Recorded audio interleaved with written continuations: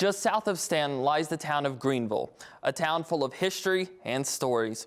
Located on Main Street in Greenville is Joe's Styling Salon, a building that was once the post office, a chiropractor's office, and then Joe Fauber moved in and has been an institution ever since.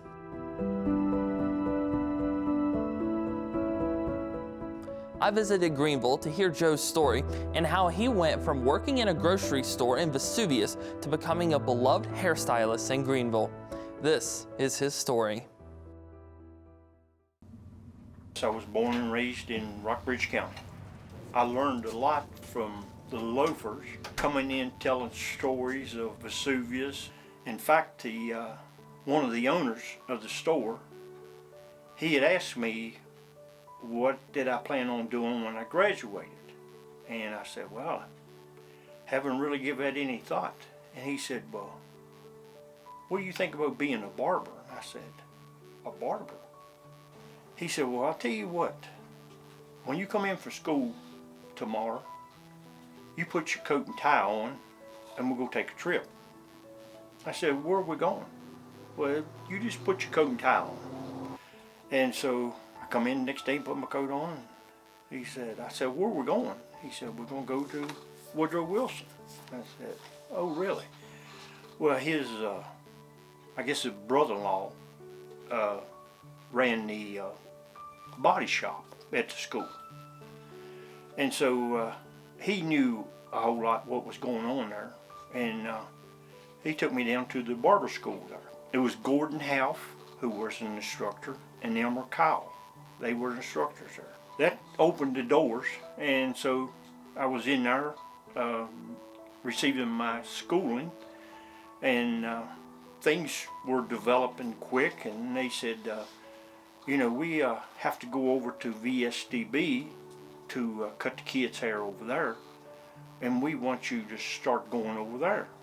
They thought I said, am I ready for that? And they said, oh yeah, you're good to go. So I went there, and then of course we went to the Western State, to both facilities here in Stanton, and they said, well, we're gonna help you, we're gonna let you lead the guys at VSDB because they wanted them kids fixed up good, you know.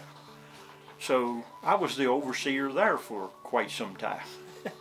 And so then the doors just kept opening and opening. After some time, Joe traveled to Richmond, where he failed his first test because he was using a modern razor for shaving, and the proctors wanted him to use the old razor. When he came back with a new razor, Joe said they told him he was good to go, and so he set out to open his own place. When I started out in Steele's Tavern, I knew I had a lot of people down this way, but they wasn't continually on a regular basis. So then, as time went on, and of course I think I was interested in getting into the tanning business, and I knew where I was in Steele's Tavern, I was going to have to build on or come down here. The landlord over at the mall here in Greenville, well, he kept after me. I thought, well, you know, I own the building here. I'll come down here and give this a shot. If it don't work out, I'll come back. And I came to Greenville, and like I said, put in the tanning bids, and of course there I had 2 more stations set up for operators, and I had them full. As time went on, well then the landlord came in and said, I need to talk to you.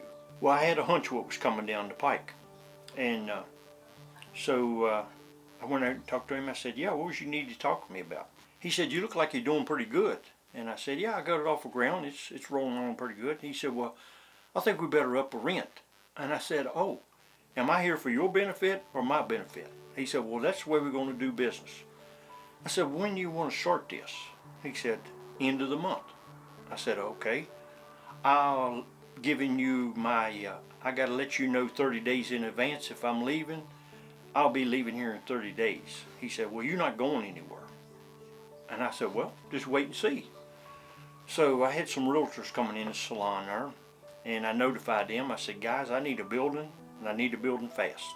And the next day, one of them called me, said, I got you a building. He said, where? I said, across the street there. I brought my tape measure in, measured off from my tanning rooms and all that back there. And I told him, I said, Perry, I think I can make this work. So 30 days, I had this ready to go, and it's been excellent. It's been a good ride for me. I've been doing this for 54 years now, come June. Over the years and many changes, one thing that has remained with him is his chair. One of my work buddies in the salon, I was telling him, I said, I'm gonna go to Winston-Salem to get me a chair. It was on the Monday, on my day off. He said, I want to go with you. And I said, okay. So we went to B&H Supply at that time in Winston-Salem. And I went in there and I picked out this chair, and it's been with me ever since. It's done moved into 3 buildings now. While reminiscing about his memories, Joe shared one of his favorite memories of an old tradition. I don't know how this got started, but it was a tradition for guys to come into the shop and get a shave and a haircut on just before their wedding. That used to be big back in the 70s and early 80s. That was a customary thing. You went to the shop, got your haircut before you got married. And I don't know why. It was just a tradition, but now that's phased out now. You don't hear none of that now. Of course, we don't do shaves like it was years ago. With each story Joe told, you could see how much he cares for his customers and his community and what they have meant to him. I guess my favorite part is I enjoy making people happy. When I'm working on their hair and they are so pleased with what I'm doing, and it gives me a great satisfaction that they enjoy it and they are pleased with my work. You know, so many precious memories. Yeah. Well, I can't thank them enough for their long time commitment to me. You know, they're barbers and hairdressers on every corner, but they stayed faithful to me, and I can't thank them enough for their dedication and their friendship, and I'm gonna miss them. Joe said he tries to give back in any way he can and that he will always be there for his customers. One dedication I have made to my customers is, you support me, I will support you, and in a time of need, if you need my services, you don't hesitate to call. Like next week, I'll be going down to Fishersville. Guy, he's shut in now, wheelchair bound, and so it's hard for his wife to get him here. And I said, you don't have to worry about it. You just call me and I'll come to you, and I'll be there next Friday morning. I have been in every hospital it is around here. I've been to Roanoke, Charlottesville, down here to Stanton. I go, and then of course I have to go to the funeral home. There you go. When they family request me to come in to cut the hair, I will be there. And then of course the owner of the funeral home, if he's in a bad desire and he can't get somebody, he calls me and I come in. They're not even a customer around, but I go in and cut the hair. Yep. So I love what I do, and I take it serious, and it is. There it is.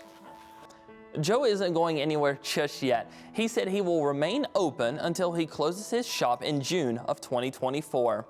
Interesting ride, but it's worked out great for me, and I would highly recommend this for anyone who wants to be in business for themselves. I could have spent all day listening to Joe tell stories, and I want to thank him for sharing his story with me. And I want to thank you for joining me. Until next time, I'm Jacob Fife, WHSV.